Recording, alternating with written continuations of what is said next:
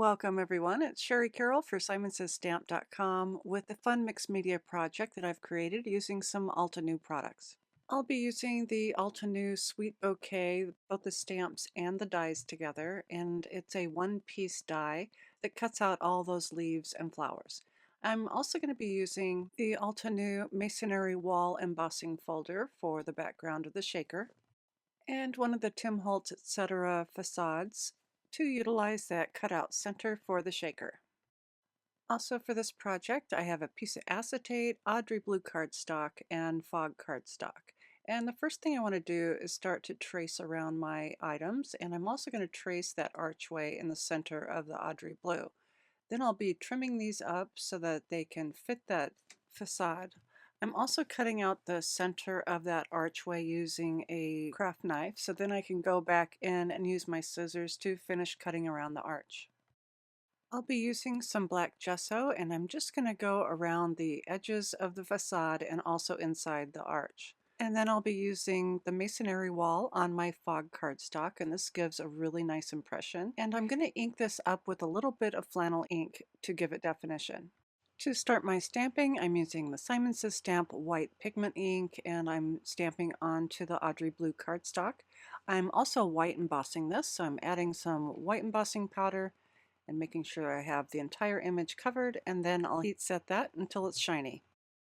I'm also stamping onto the acetate, and for that I'm using white Stazon, and I'll make sure I have that really well inked up so I get a nice impression. I'll clean my stamp with some Ultra Clean and a baby wipe before I move on to the next step. Next, I'm stamping onto some watercolor cardstock using the smooth side with intense black ink. And once I have that stamped up, I can use the coordinating die and run this through my die cut machine. I'm going to be watercoloring, and I'm using the Altenew dual tip brush tip pens, and these are really perfect for doing some light washes, especially if you scribble onto our ink cube holder, just onto that paw pad, and grab up some ink, and then I can wet this down with my paintbrush and grab some color. When I do watercoloring, I usually start off quite light, and then I go back in and intensify the color as I go. So here I'm just using the washes of color just to add in to the leaves and the flower blossom. And then I can go back in with the actual brush tip of the marker and color it in some areas, and then pull out that color using my wet paintbrush. And here I'm adding a little bit of orange just to the center of those flowers, and then I'm spreading that out. And I've also added a little orange in those leaves to give it a nice summer feel. I've covered both sides of my chipboard piece with the red line tape, and that's the 1/4 inch size. And the first thing I want to do is to add the acetate. So I'm just going to pull off some of that backing from a couple of the pieces that sit in the center. And then for the sides and the bottom, I'm going to pull it off just in a small area and leave some little pull tabs. Now I can align my acetate, and I'm going to align it up to the top of the piece. It's actually sitting at the bottom to make sure that I have it really well lined up. Now I can pull those tabs out and seal this in place. I've turned this over and I'm working on the back side, and I'm going to do the same thing I did on the front side, where I'm going to pull this adhesive and fold it over just a little bit so that I have some pull tabs. And now I can fill the opening with my desired sequins, and I like to flatten those out so they lay flat and can move around freely. And now I can put the back piece in place, and once that's aligned, I can pull the pull tabs and press this down in place. Once that is sealed up, it'll hold my sequins in place so they can't sneak out. Next, I'm adding some red line tape to the back of my Audrey blue piece, since I know this tape will hold everything really securely in place.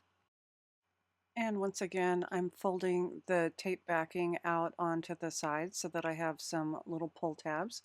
And once again, I'm going to mount this up by fitting it to the top piece, which is at the bottom right now. And once that's well lined up, I can pull those tabs and complete adhering this down in place. I've used both sizes of our foam squares on the back of the flower bouquet, and here I'm just peeling off the backing. And then I can just set this right on top onto the acetate and the stamped flowers. And here I have that cute little shaker. And I'm going to finish this off by adding a sentiment strip. I'm going to color around the outside with some black marker, and then using my T-square, I can align this to the project and make sure it's straight. And as a final touch, I'm going to be using my Prima metallic paints, and I'm using that orange color to go with the orange in the flowers. And I've just wet that down, and I have a wet brush. And now I can just add some speckles of paint. And here's a look at my finished project. Using those markers was really easy to do some nice watercoloring. They really blended well. And I like the speckles of paint on top to finish everything off. So I hope you've enjoyed my mixed media piece using Altenew products for this mixed media piece. All my supplies are listed in the description box below. And as always, thanks so much for watching. Hi there, I'm Heidi, Simon's mama and founder at SimonsSaysStamp.com. Thank you so much for watching our video. If you like what you just saw, be sure to press the thumbs up and subscribe to see more great content.